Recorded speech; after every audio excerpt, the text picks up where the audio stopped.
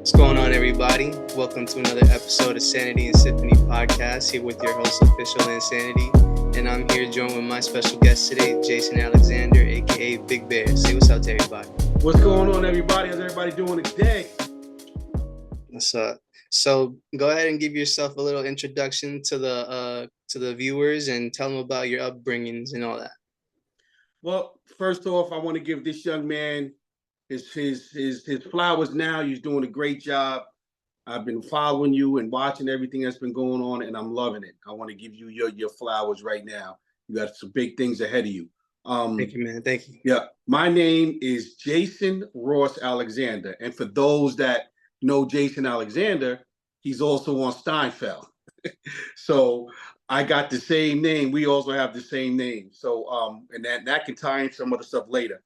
I was born March 31st, 1966, to my mom, Carol Ross Alexander. I'm the only child of my mom. And we lived in Harlem on 145th Street and St. Nicholas Avenue. My mom, we stayed in Harlem for 3 years. Malcolm X got assassinated in 1965, and then Martin Luther King got assassinated in 1968. At which time my mom decided that she didn't want me to grow up in the city, in that environment. My mother was in the foster care system, so she knew about Long Island. She grew up in Center Moriches, which is out on Long Island. And we moved back to Center Moriches, eventually settling in Bellport, where I did my whole school from pre-K to high school in Bellport. The beauty of that was my summers I spent in the city. I spent in Harlem with my family, with my godmother, my godbrothers, godsisters, my cousins, my sister from my father's side, because my father was that old school smooth Jamaican dude. Okay. If you ever seen the movie Hoodlums with Lawrence Fishburne, and the character named Chi-Chi, who was a security for Madam, my dad was like Chi-Chi, but he was light skinned. Okay. and my grandmother, I found out later that my dad used to be in that underworld life. That he was somebody that knew Bumpy Johnson and did things in Harlem with that. Because when I started getting in trouble, my grandmother said, "Jason, you're just like your father, running around with all of these gangsters." And then as I thought about seeing my father when I was young, I never saw my father in sneakers. He was always in a suit. He always had the pinky ring, the jewelry and everything. And he's actually 13 years older than my mother. So I'm like, yo, you was robbing the cradle there, player, with my mom. So I spent my summers in the city from the age of, I want to say 7 till about 15. I would go, I met my sister. Well, she knew me since I was born, but then I started going out there to the city, and I used to go to this camp called Camp Menacing Townhouse on 140th in Lenox Avenue. And that's where I got my first taste of actually going away to summer camp. And Menacing Townhouse, I went to summer camp. So all of those people that are watching, if y'all know about Menacing, I'm from the old school right there with Menacing. And then from that, I graduated high school in 1984.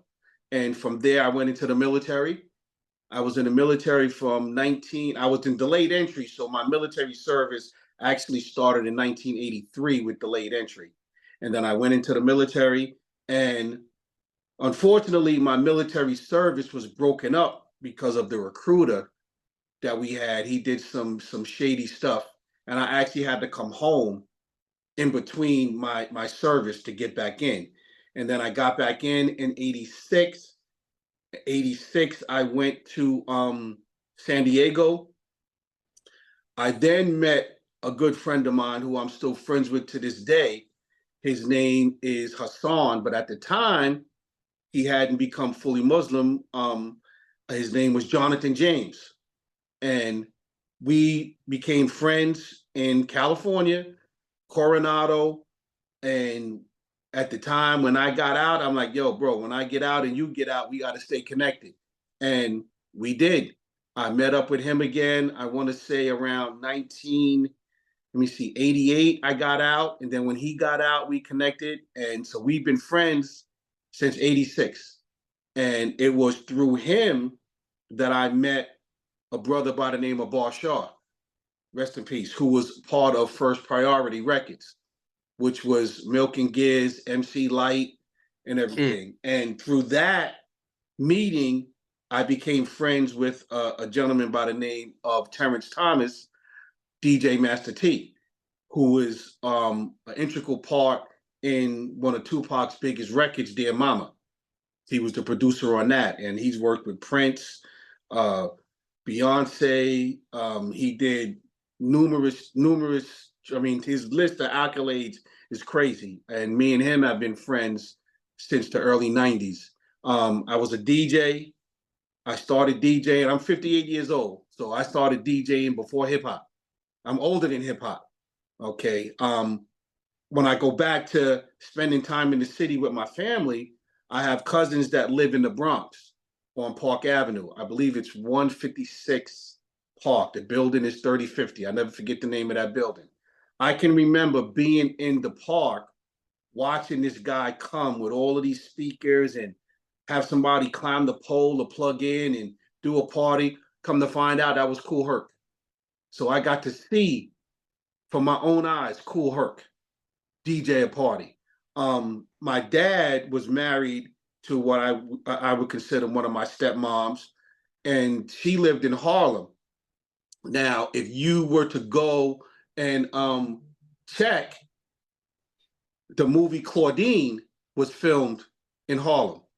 Okay, if you go back and look at the movie Claudine, the last scene where everybody is running towards the paddy wagon where they got arrested and everything, okay, I'm one of the extras on the side with that. I got to see that being filmed, the movie Claudine in the city. So you could say that was my first taste of seeing what it was like to see the movie cameras and everything else. And you know, I was little, I was young with that, you know. So then after that, that was like in the 70s. We speed back up to me being with Hassan and meeting him plugging me into Bar Shaw, and we was actually a part of the First Priority family. I got to go on tour with them. I got to learn a lot of different things about the entertainment. You know, good thing there wasn't Instagram and stuff back then, because it was crazy. Then, unfortunately, I got mixed up in the street game, started doing that thing.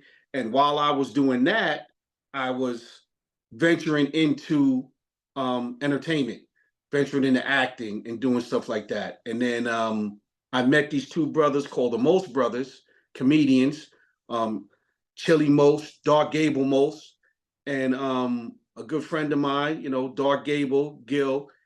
I'm going a little ahead. Before that, my buddy Bashar was filming his first video. And when he filmed his first video, the director of that video was Malcolm Jamal Warner. So I got to meet Malcolm. Camera broke down and we got a chance to talk.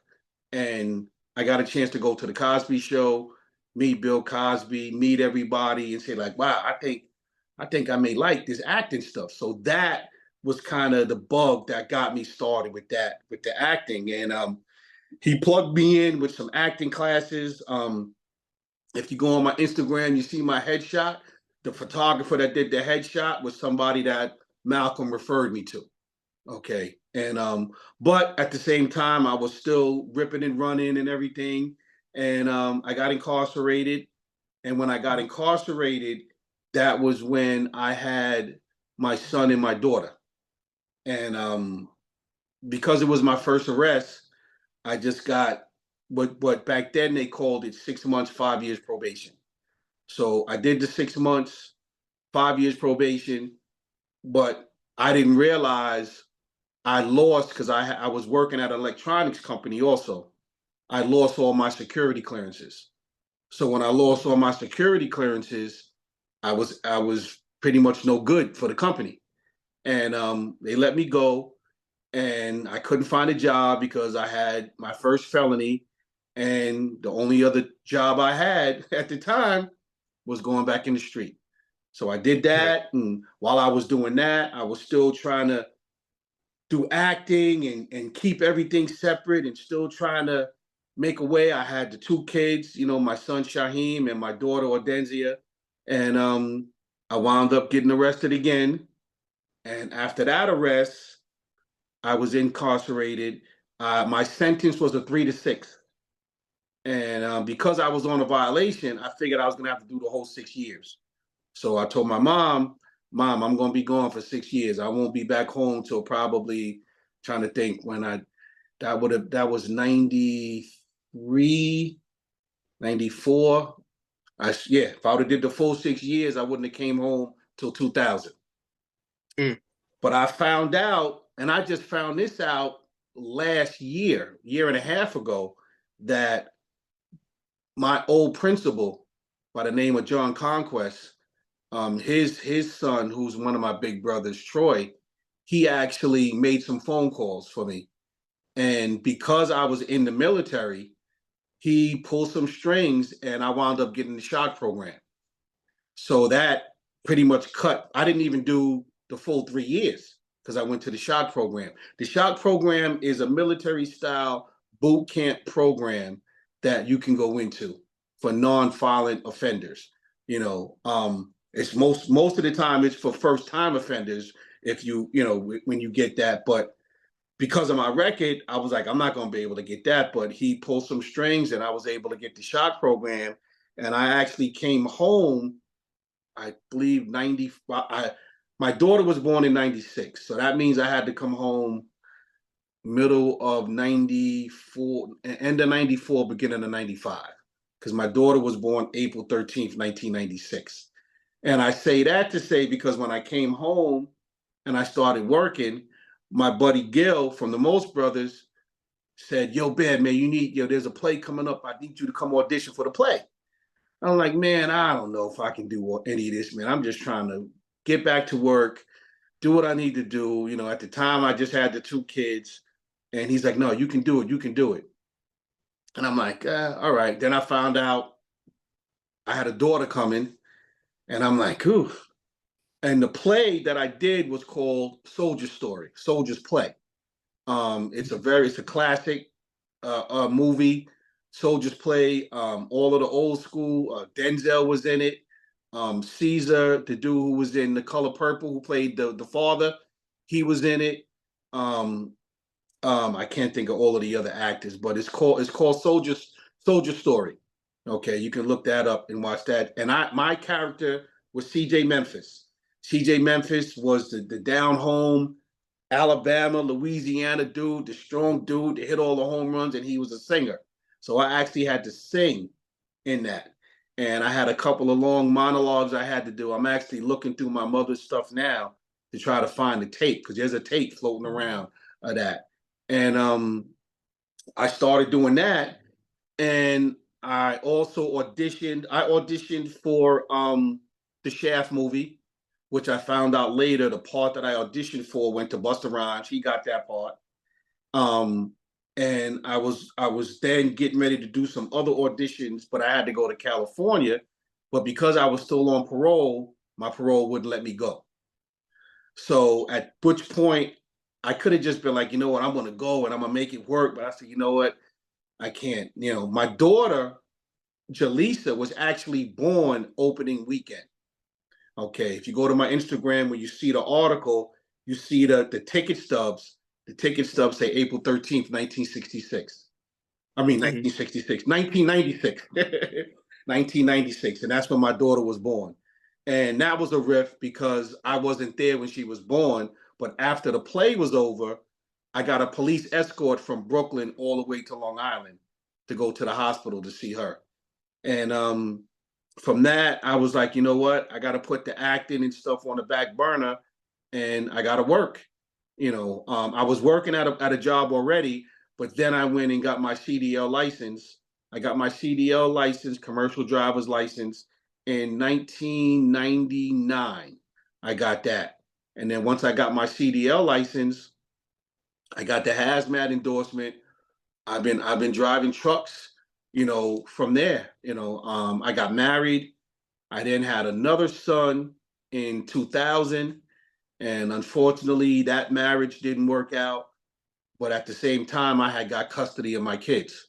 And then once I got custody of my kids, it was just me and my kids until 2005 when I met my wife. Her name is Michelle.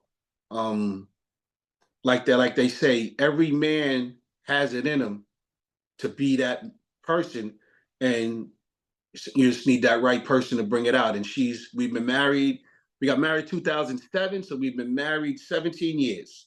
17 years together, 19 years, and it's been great. It's been great, and that pretty much brings me up to now with everything that's been going on in my life.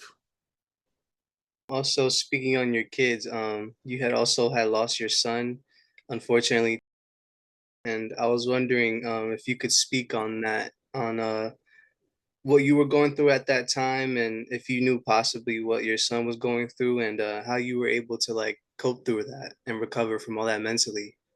Yeah, my son, like I said, I was a single father raising my kids, and I got custody of Shaheem and Jaleesa in 2001.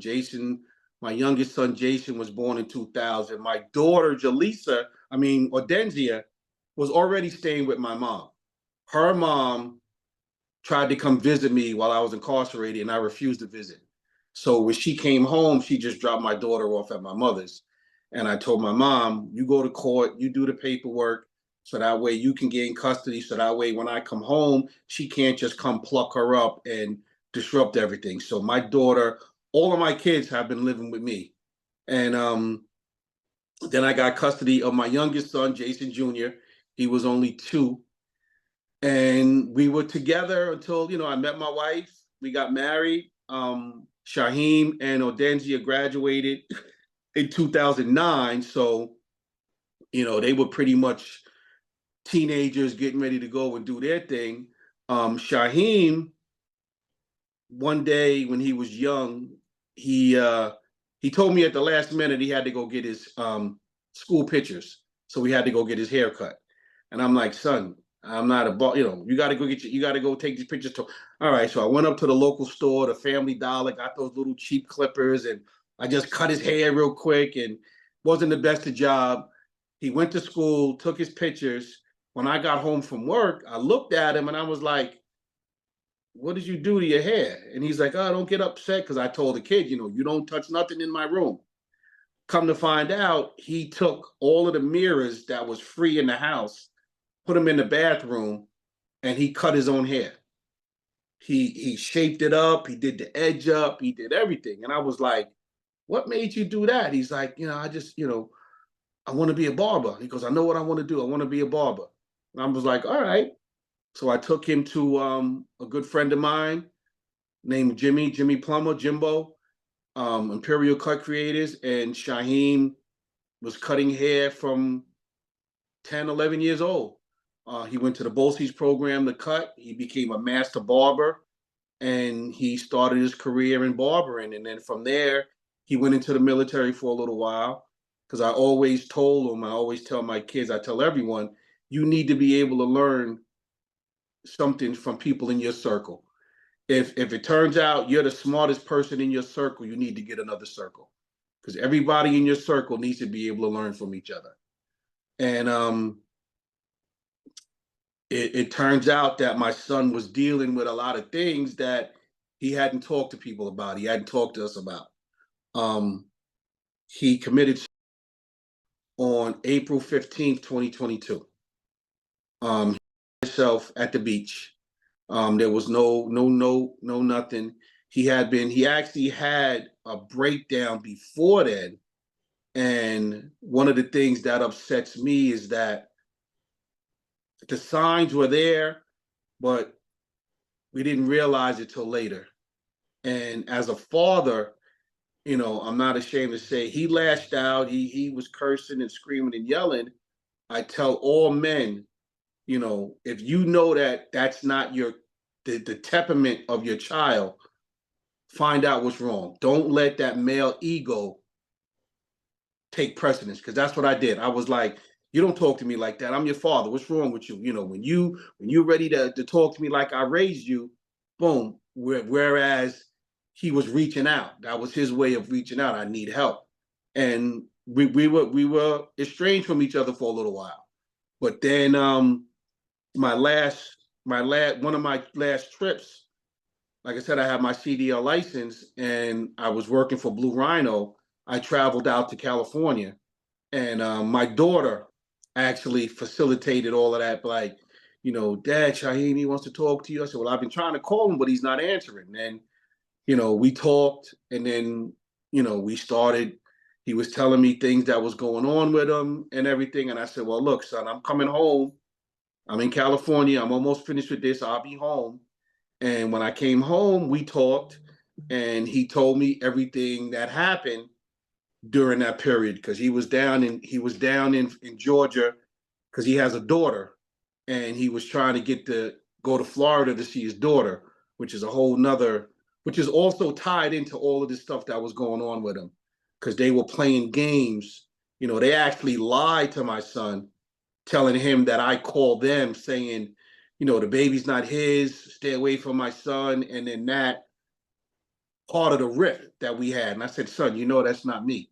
Why, but because of the things that was going on with him, he wasn't thinking straight. He had got arrested down there. He had set a hotel room on fire. And at that point, I figured, okay, cool. He's stationary. I can get there to him. But unfortunately, he got bailed out, and I couldn't get down there, and he was MIA for a couple of days. And then when he finally came back, he came back to New York. He was still kind of erratic and talking. I was like, well, look, when you're ready to talk to me like the son I raised, we good. And here's where I say, as a father and as a man, we got to put that ego to the side and be like, well, look, let me find out what's going on. After I came back from California, after the trip, we talked, and he told me everything that happened. And I said to him, I said, son, did you smoke anything? Did anybody give you anything? And he was like, nah, Dad, I wish I would have smoked something. He said he was hearing voices in his head. And I said, okay, do you want me to help you? And he looked at me, and he turned into that little 4-year-old kid. He's like, yeah, Dad, I need some help. And I said, all right. That next day, I didn't see him all day. I had to go to the VA to start my paperwork. So I didn't see him all day. I just texted him, and I was like, son, I'm going to come see you Friday to get my hair cut. And if you know, Kevin Hart's got that joke about where my checking account is set up with my savings account, and I got to move. We used to always mess around like that. And I was like, well, the way my checking account is set up, I'm going to have to transfer money again. He was like, all right, no problem. I got you covered. And unfortunately, the last time I talked to my son and I gave him a kiss when he was alive was on Wednesday. Thursday, we just text back and forth with each other. And then I got the phone call Friday morning that something was going on with him. I called my brother, James Hall Jr., King Jeru. I said, I need you to go down to the beach to check on Shaheem because something's going on. He may be getting arrested. He called me and said, yo, you need to get down here. And I knew it wasn't good when he said that. And I drove down to the beach. And to get to that beach, you got to go across a little bridge. And as I was going across the bridge, I saw all the police tape. And still, I was like, what did Shaheem do? But then once I saw his car inside the tape, I said, that's not good. And I pulled in, got out. And as I walked around, I seen my son slumped to the driver's side, and I knew it wasn't good. And the detectives were good because when they pulled him out of the car, they allowed me to go over to see him and touch him. So I was able to hug my son and kiss him before all of that embalming fluid, all of that stuff got in him. And the look on his face looked like he was asleep. And since that time, I've done research on suicide and everything. And, you know, if you go ahead and try to act like you're shooting yourself, your face winches up a little bit. But my son's face looked like he was sleeping, and even as I'm telling you this, my brain does not see the whole. It's like I'm just seeing him. And it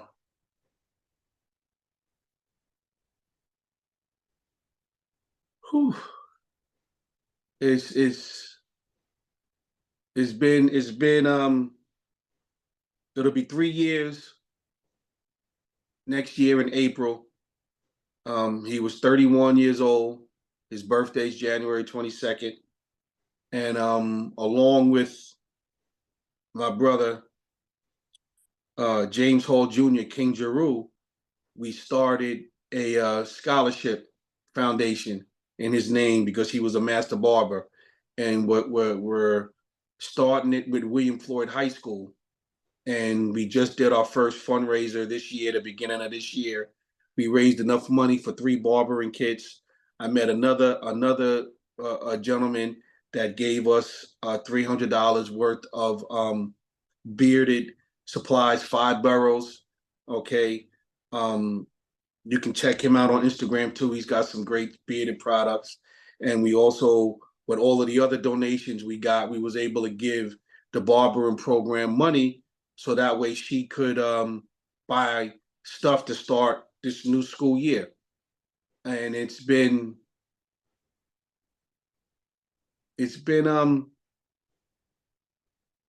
very eye-opening experience. I have to make sure my other children are okay. I have 4 other children, and everybody is dealing with the grief of losing their brother, their friend. My son Shaheem, and going through my therapy the first year, I didn't want to do anything because of the oppression and because of the craziness with certain things. But then my therapist said to me, why am I going to let somebody else dictate how I honor my son? And that's when I went to my brother James Hall, and I was like, yo, we need to do something. So we started the Shaheem Baluta Barber Foundation, and everything is coming to fruition right now. Slowly but surely, it's coming to fruition, and it's going to be good to deal with mental health, deal with suicide, deal with parenting, to try to help someone. One of the biggest things I want to try to let men know is don't let your ego supersede finding out what's going on with your child. My therapist even said, well, when somebody's ready to do something like that, it's like nothing you can do, because there were things that he was doing that we found out later. He was giving his clothes away, but he always did that. But then he would always buy new clothes. His fiance had said, Pop, he was giving his clothes away, but he always did that, and he'd buy new clothes. He wasn't buying anything new. Okay, later on we realized that, he wasn't buying anything new. He was just giving his sneakers away, giving his clothes away. And through what I've been learning through therapy with suicide and everything, that's somebody saying, they're ready to go. They're doing it. He didn't leave a note. He didn't do any of that. He just felt that, like they say, God only puts on you what you can handle. And when it's time, speaking of God, it's weird because I never got mad at God. I never got mad. If anything, my faith got stronger through it all. I never said, God, I hate you. Why would you take my, you know what? I'm a spiritual person. I believe in God. I'm not going to say I go to church a lot, but I know stuff about the Bible. My mom actually became a Jehovah's Witness, so I got to see that. One of the pictures on my Instagram when Shaheem was little is him in a suit, and he used to love to go to the Jehovah's Witness hall with my mom. Yes, there's some things that they do that I don't agree with, which with every religion. And it's like I know why they do certain things that they do. Jehovah's Witness religion, when you're dead, you're dead. Christianity, you're dead. You got your angels that they're looking over you. You got the spirit of the person, and that's what I feel it's been like for the last 2.5 years because of some of the things that have been happening. I can't even explain. I could only attribute it to like, wow, my son is watching. And then even dealing with that, I had depression because my mom passed, my father passed, I got my grandparents that passed, and it's like my son, 2.5 years, but in the course of life, you expect to have to bury your mom, bury your dad. As a father, you don't expect to have to bury your child. And if there's one thing I could give to every single human being is to open up their brain and put in compassion, to be more compassionate. This experience has taught me to slow down and just enjoy each day. Everybody has a journey. You have your journey. You're doing the things you're doing, and then you're trying to do other stuff. I don't rush. I don't rush anymore. I don't. I take my time. I'm looking at things around me. Like I said, I'm a CDL truck driver, so I've driven all over this country, and people drive, and you don't know what that person's journey is that's driving that car that cuts you off. Don't take it personal. I actually had a situation where somebody cut me off, and I was ready to scream on the dude. And I got close. He was like, "Oh, I'm real sorry. I didn't see." I said, "Yo, you see how big this truck is, man?" And it's like, wow, you don't know what that other person behind the wheel is going through. And if we as human beings had more compassion for our fellow man, a lot of things in this world wouldn't be happening. I just take the time every day, getting more into my spirituality, saying prayers every day. And may think it sounds cheesy, or people say, "Oh, if you're gonna worry about it, don't pray about it. And if you pray about it, don't worry about it." And I've changed my philosophy on a lot of things. It's not about money. This mission that we're on right now, it's not about money. It's about passing this word of mental health, suicide, to try to help someone. I just had a meeting today with someone to get ready to start a men's health program. I just went through a good grief counseling seminar to help people deal with grief. And it's not like I'm going to have the answers to change you, because I'm still broke, but I've learned different techniques and things to deal with my grief. Is to say, okay, there's other people that are going through the same thing you're going through, and to sit and talk and let it out, so that way it's not festering in you and builds up in you to where you feel like, I don't want to be here no more. And my son got to that point, and unfortunately, we didn't catch it quick enough to try to get him the help that he needed for him to still be here. So but yeah, to help, going to turn this unfortunate experience to to help others, deal with their grief. But it's good. It's each day. Some days are better than others. I just went on vacation with my wife, and I had a day on the cruise to where I didn't leave the cabin. I just stayed in the cabin all day. I just couldn't get out the bed, called her, she brought me food. But it's to acknowledge that, and then say, okay, you're going to have those down periods. Hopefully you don't let it linger to where it prolongs, and this, because that's where then the depression can set in. I Right. did have one weekend where I got home and I got home from Friday and didn't leave my house till Sunday. Okay. But it's to know how to deal with everything and go from there. So that's what I hope to instill and help somebody else to say, okay, there's no problem with feeling like that, but don't let it consume you to where you can't. I still got to go to work. I still got a house to take care, my wife and everything. Okay. And it's just some days are going to be better than others. That's why on my Instagram, Big Bears Everywhere, I put up the good days, the bad days.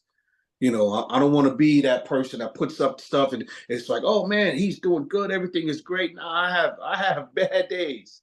I have bad days, and want everybody to know you're gonna have some bad days, but to know that there's people out there you can talk to, you can reach out to people, because that's a stigma that we have in the Black community where don't talk to nobody. Well, I'm not gonna talk to somebody. All they gonna do is tell somebody my business. No, you can talk to a therapist and you can get it out, and the therapist can help you find ways to deal with it, to so that way you can say, okay, it's okay to have this grief, but now I know what I need to do to deal with it, so that way I can move on.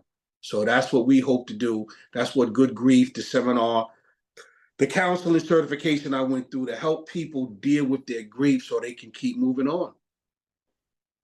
It's true, 100%. And I also like to spread that message around to others as well. Like, it's not good to keep those things that bother you like deep inside. It's not good to keep things hidden, because eventually it could lead to something like this, and an unfortunate event, And that's Right. something that we want to prevent in this world, because instead of losing, we want to grow more, Yes.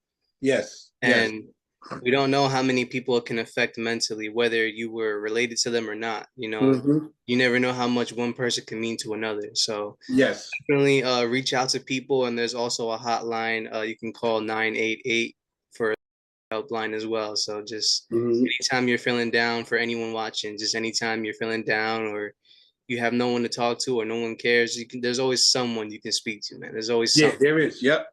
Yep. I mean, those that are watching this, I'm pretty sure Ann's going to put all the Instagram information in there. You can hit me up, Big Bears Everywhere, Yes, sir. the talk. So, but yep, it's we're going to turn this situation into something positive, to try to help people, to give people the knowledge, to give people the education, and it doesn't, and for the men out there it doesn't make you less of a man to ask for help.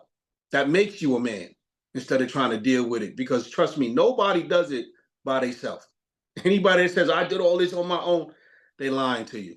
Okay, you need help, and you can only do so much by yourself, and then you need some help. You need to reach out there to some people, But it's been an amazing, it sounds crazy to say it, but it's been an amazing 2.5 years, because we got some things that's going to be happening, So I'm thankful to the people that I've met along the way and meeting new people. It's a bittersweet, because a lot of these people, if this didn't happen to my son, I would have never met him. You, for example, if this didn't happen to my son, I would have never met you.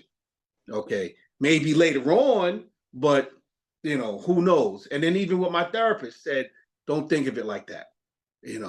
Said, okay, this is gonna be a good thing. So, yeah. Yeah, and my first year at college, I don't mind sharing this either. My first year at college, I was friends with a couple of people, and I haven't spoken to them in a while. Just things happen in life where we get busy and we lose contact or whatever. But one night, one of them called me. Well, this was on two different nights. They both had called me one night, and they were just hysterically crying, going through a lot of personal situations in life, man. And at the time, I didn't know how to respond, because this was just random in the middle of the night. Right. And as they were opening up and venting to me about everything that was going on, I had to like sit and listen and reevaluate what they told me, and I had to give them the advice, even if it's something that they don't want to hear, like it's the harsh truth that they may not want to hear because they don't want to take accountability for that stuff. I'm willing to tell them regardless, because I know it's going to help them in the long run. eventually they're going to come to the realization like, okay, maybe I did make a mistake. I did go wrong here and I need to fix that, or I could have changed it or reacted in a different way, you know? Yeah, And and that's that's one thing that this world just lacks is people don't have like the guts or the empathy to like tell people the harsh truth that they really need to hear. you They're said it, the just, empathy. yeah, the Yeah, empathy. yeah. They'd To rather like be coddled and just tell them like it's okay that you made that mistake when in reality you need it's to be not held okay. accountable for it. Yes, you just had me. You said something, man, and I'm like, you know what? You're right. To make people accountable, Yeah. even me to be accountable. Um, I picked the wrong women to have kids with, but it also shows you my state of mind during that. Okay, I was broken because it's the generational curses.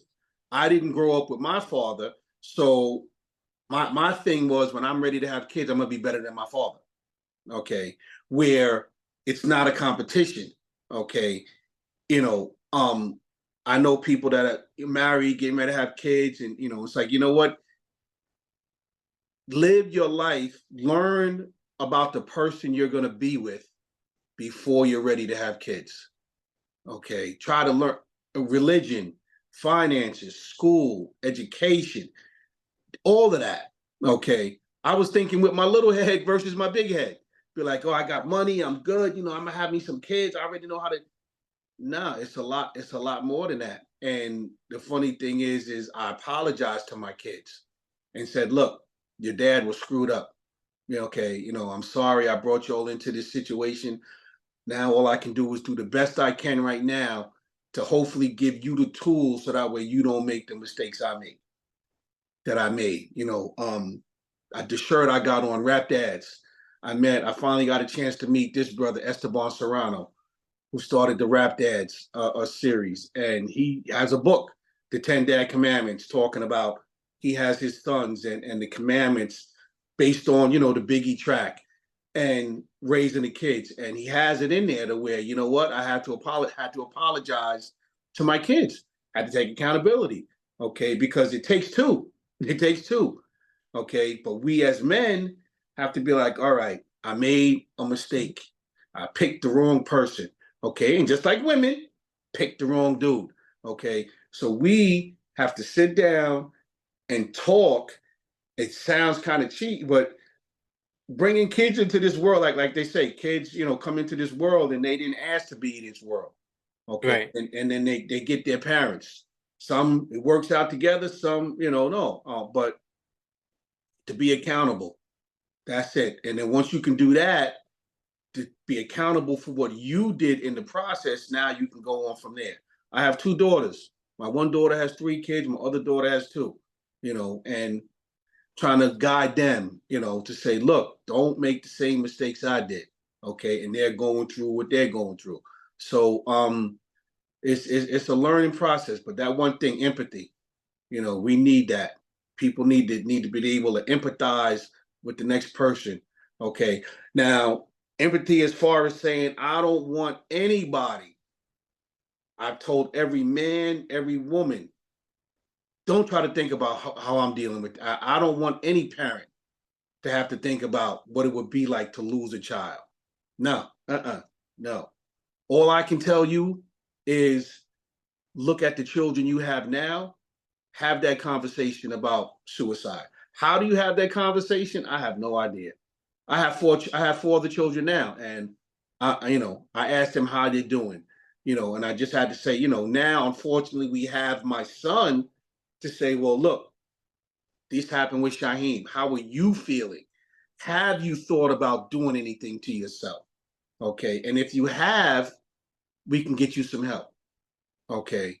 That's what I want to pass on and let people know. Okay. Because we look as death, is taboo. You don't want to talk about it. Death, but it needs to be talked about. It needs to be, these things that can happen to people. And, the state of the world, the way things are now, and it's crazy. It's crazy, but it's one day at a time. One of my mottos is make today better than yesterday, and I'd rather laugh more than I cry. So That's what it is. Staying on your mental health, could you speak on how being a part of the citizenship of Sway in the Morning and just listening to the show throughout your years, how has it impacted you mentally?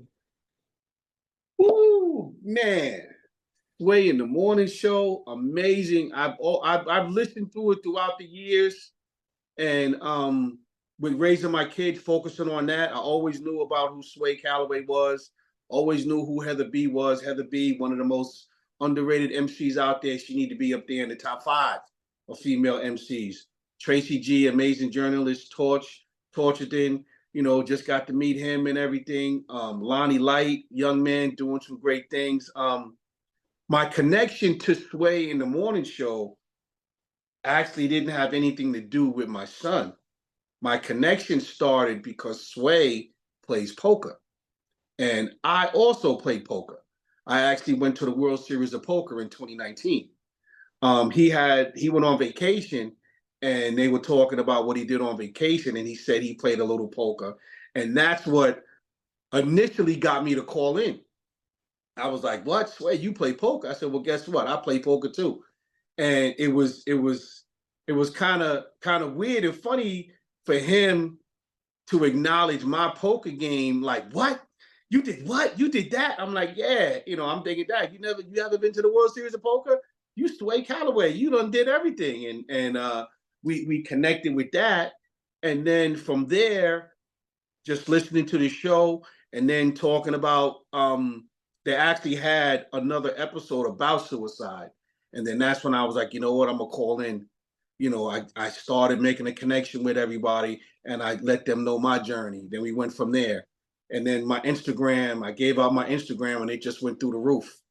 I mean, when I was on Instagram, I only had like 400 or 500 followers. Now I got over 2,500 followers, and the majority of them is from citizens that I met through the show, and then just started building up through there. Heather B, I'm in Heather B's radar, and she's been an MC that I followed from the beginning of her career, from Real World and everything. We just went to the Heather B Afternoon with Heather B event. Justin Jackson, another citizen that I met, Jersey City Jeff, he was supposed to be there, but he had other obligations. He couldn't make it there. And like they say, the citizenship, it's big. Okay. Esteban Serrano. Okay. I met him through the Sway, because when he was on the show, him and Sway are good friends. He talked about the rap dads. And I'm like, whoa, I got to check that out. And here it is right here, rap dads. Just got to finally meet him in person this past Saturday at a men's health event. So every time I call and I get a chance to talk to them, I let them know that what you guys have created is amazing, because you've created friendships and brotherhoods, sisterhoods outside of the show that is amazing. I'm sitting here talking with you, okay?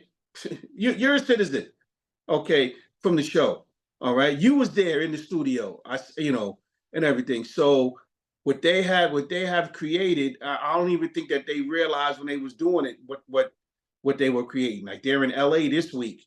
So I know a lot of people from the West Coast, they bounce around to give everybody, a chance who hasn't seen them. There's a big event coming up December 13th, in the city, the end of the year event.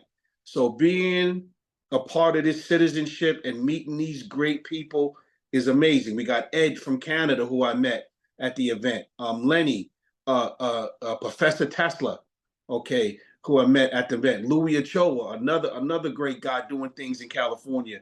People making progress, and we've all connected. Just before I got on with you, I was talking with Terry from LA, okay, about the event December 13th.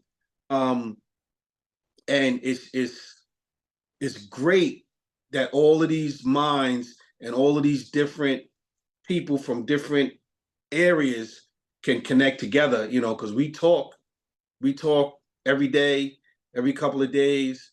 I may be spending Thanksgiving with Jeff, not sure, but we're just gonna see. I mean, Sway in the Morning, whew, a great show, amazing show with what they do.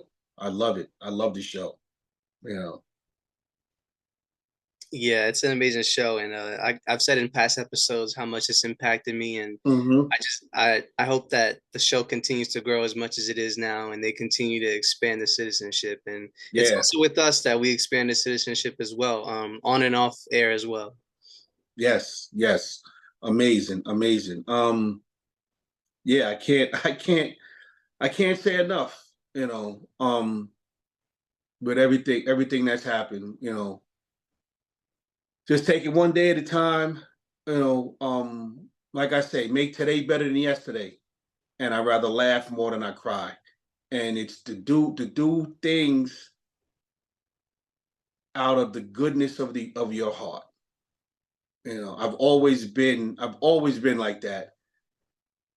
One thing I don't like to see, I mean, some people do it, if you're gonna do stuff, I hate seeing those videos to where people want to go around and they want to try to get clout by trying to say that they help the homeless. I mean, I don't like seeing that stuff, because like I said, I read the Bible. I don't know the Bible from the back, but I know one of the things was when God says, you want to worship me, you can worship me in your closet behind closed doors, okay? Because it's just you and him, okay? Integrity is being able to say you can get away with something or do something and nobody sees it. But what's your integrity?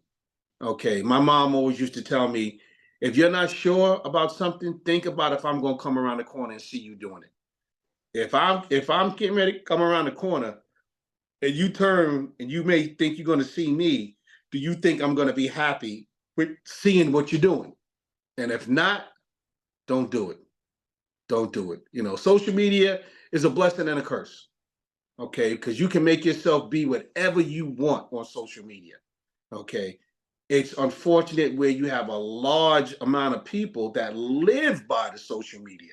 Okay, me and you, we're sitting here both, we're on social media, but I tell people, do your research. Do your research. I may post something, do your research. I got caught up in it to where I would just repost something. Oh, wow, yeah, that. And then come to find out that, some stuff is BS, and you got to do your research. Not everybody is living that quote unquote ball of life. I seen this one dude put a video up of him in all of these different places, and I'm like, wow, dude is doing this thing. He's doing this thing. Then he puts up another video a couple of weeks later, and he says, guess what, y'all? All of that was fake, because he had all of the green screens, he had all of the different programs to make him look like. And then when you read the comments, you got people that was congratulating him. Some, say, you sure, but a large part of those comments was people saying, Dad, what am I doing wrong? Why, how is this young kid doing all of this? And here I am, it's celebrate that person, but don't try to live your life through that person. That's like fathers with their sons in sports. You couldn't make it, so now you're trying to push your son or your daughter to do it because you want to live your dream through them.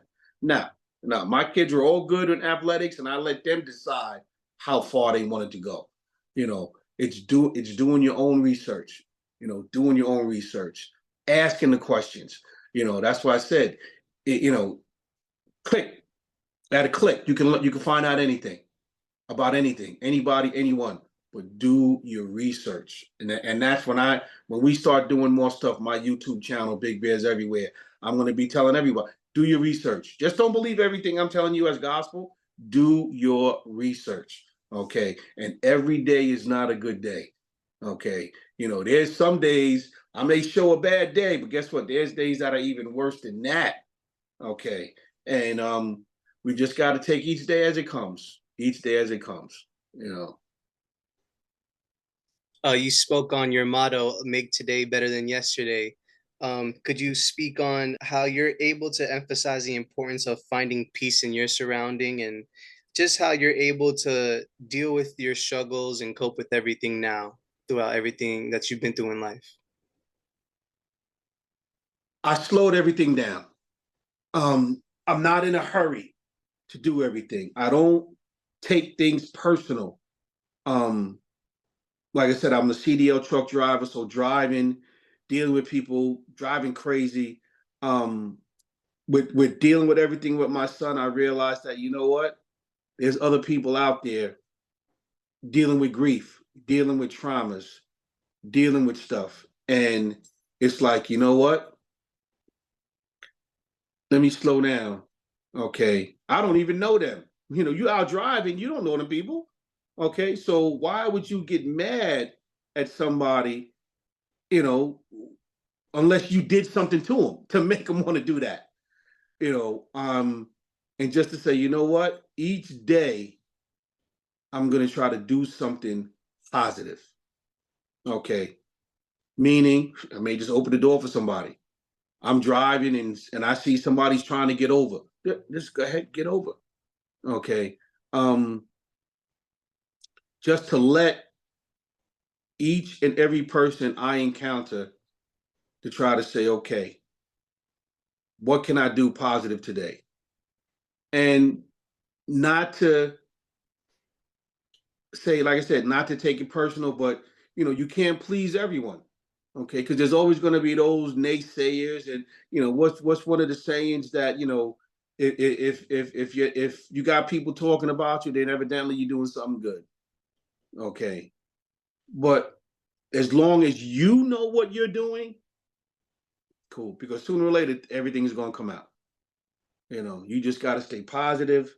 I'm staying positive, doing positive things. Trying to help as many people as I can, which in turn helps me. And then also taking that me time. I love to drive, so I also do Uber. And I used to be where, if I'm driving doing Uber, I'm good. And then talking with my therapist, like, no, you need your me time, meaning time to where you're not doing nothing. And I finally got that a couple of months ago when I was in the city. I was at a food pantry, the Bismarcky Food Pantry in Harlem, and actually it was the weekend I was meeting Jeff, and our schedules got mixed up. He couldn't get, if I would have went to Jersey to pick him up to get him to the Bronx, it would have really been late. So he was going to hop on a train. So I actually had about 3 hours of free time, and I would have been like, well, look, I can just come pick you up. But then I would have been driving in traffic. So, like I said, I was born in Harlem, used to go to Camp Minnesink, been around the Apollo Theater. Normally, if I'm in that area, it's because I'm going somewhere, I'm doing something, I got to be somewhere. So I left the food pantry, left my car, parked where it was at, and just walked around Harlem. I walked up to the Apollo Theater and just walked and just looked at life, and just absorbed. It was a beautiful day, just enjoyed it, and said, wow, this is good. I hadn't done that since I was a little kid. Just to say, I'm just going to walk around Harlem where I'm at and just relax. And it was like, what is that word? An epiphany, like, wow, okay, this is what I got to do more of. Okay, this is what we got to do more of. What you got to do. You're in college. You're in your classes. You're doing everything. You got to schedule. What did you say to me? You got things you do at this time, that time. Okay, but then also take that time for Anthony to say, okay, you know what? These next 3 hours or next 2 hours or next hour, I'm not doing nothing but just relax. Let my brain sit down, relax. Okay. Talking with my kids, sending them a message every day, making sure that they good, and not, don't beat yourself up. If things don't go the way you wanted to go at that particular time, okay, was it meant? Make small goals. Yeah, you got the big goal, want to be a millionaire, you want to do it, okay, but make small little goals. So that way, once you get to that goal, okay, cool, you made that one. Now let me get to this one. Let me get to this one. What's that term? What's your 5-year plan? Okay, what's your plan for tomorrow? Let's go back to that. What's your plan for tomorrow? Okay, and then let's get through this. Now let's hear, so each day, just try to stay positive, keep positive people around me, keep positive people around you. You know, I've heard sayings to where, you don't want to tell people what you're doing because, certain things, yeah, but then a lot of times, hey, you know what? This is what I'm trying to do. Because if you keep everything, too many things close to the vest, you may find somebody out there who could have helped you. But because you were so kept everything tight and wound in, you didn't even, get that help that you needed. Okay. My mother always said you can't do it by yourself. Raising my kids during that period, I didn't do it by myself. I had help. I had my mom, my dad, I had my god sister, a lot of people helping. I don't know if I could have done it now, the way the world is now, but you know, you can't do it by yourself. Don't be afraid to ask for help. Okay. I need your help. And that's the thing. People think that when people ask for help, it's always monetary. Okay. You don't want to ask nobody because they think that you want some. No, a lot of times it may just be like, yeah, I just need to talk for a couple minutes. Okay. I'm thinking about doing this. What do you think? Okay. And I'm the can do person, not the you can't person. Nah, okay. You want to do this? Okay, how are we gonna make it work? Keep a positive attitude about everything. And with that, keep positive people around you. If you got a negative person in your group, I don't want negative people around me. Okay. How can we make this work? Okay. Don't tell me how it's not gonna work. Okay. Let's find out how it can work. Okay. And that's what I'm on now. And just like you said, you want to be that friend. I want that friend that's going to tell me the truth. Don't tell me what I want to hear.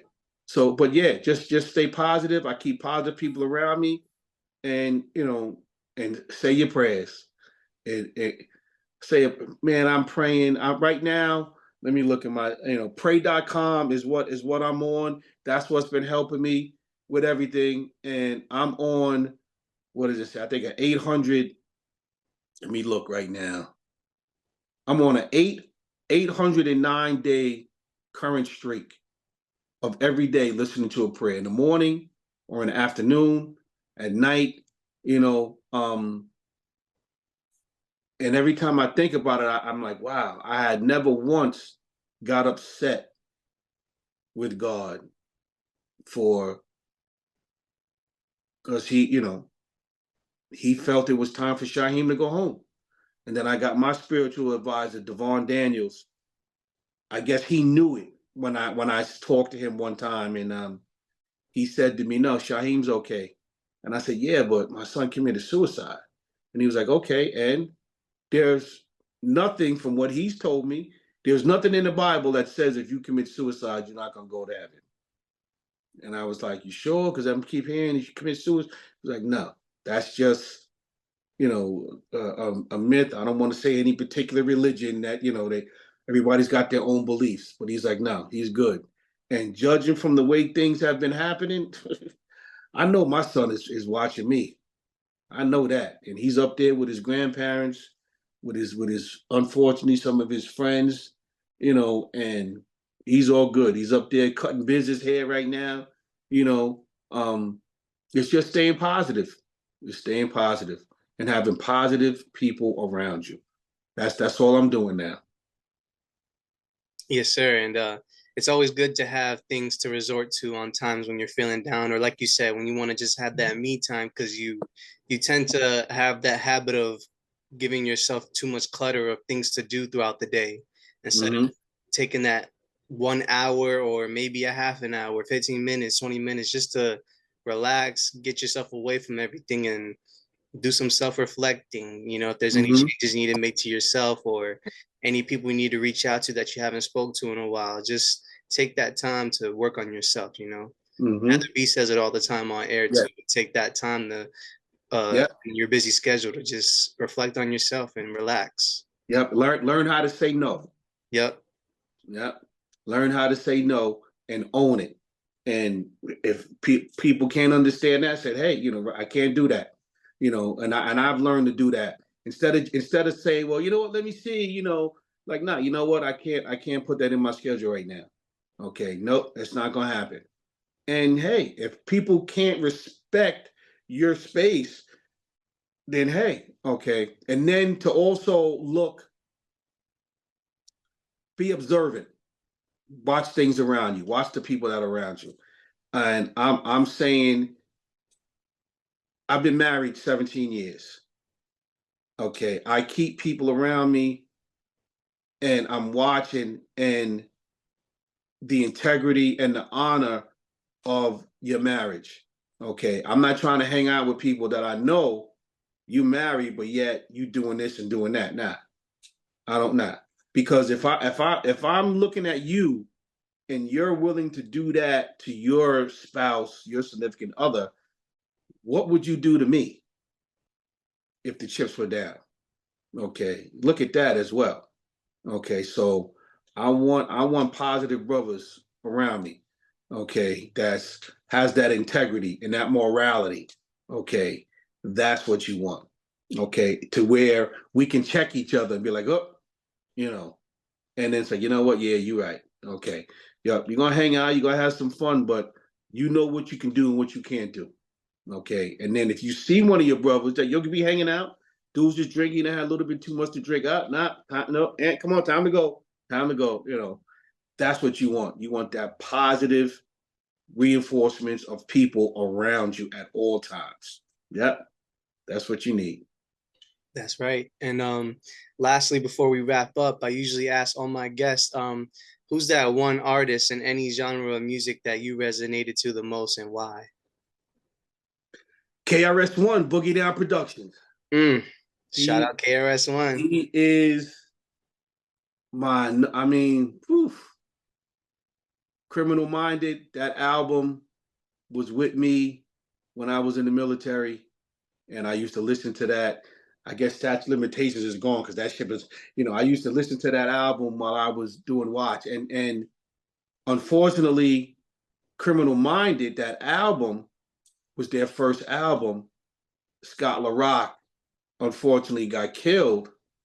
And then KRS-One's whole persona changed. Because if you really think about it, Criminal Minded is like that East Coast gangster rap.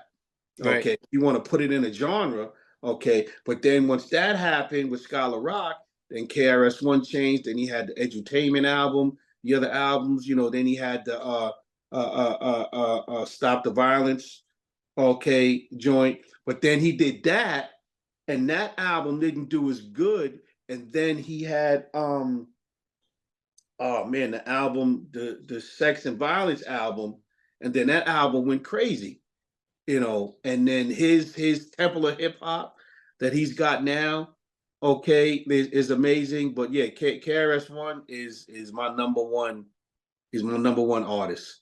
Okay, he has said that every single year he does a battle rhyme of the top 10 MCs, and he says he does that rhyme and he'll destroy him, and I believe it. I believe it. But yeah, KRS-One, that's my guy. And when I got a chance to meet him, he was so humble and sincere. He was like he said to me he was happy to meet me, and I'm like, you happy to meet me, bro? I've been following you since 1980 whatever. Okay, but he was happy. Yeah, amazing. Like I said, this journey that's happening now is great. So we're gonna do some good things. But yep. KRS-One is my number one MC. Shout out KRS-One. I first discovered him with "Step Into a World" that came out in '97. Although I'm a 2000s baby, I still jump into the roots of hip hop. I studied those who created those who I look up to. I wanted to know how they got to their level, and so I got to study the greats that came before them. I'm a student of the game for sure. Gotcha. Yes, sir. And that concludes another episode of Sanity Symphony Podcast, here with your host, Official Insanity, and my special guest, Jason Alexander. We want to catch you on the next one. Peace.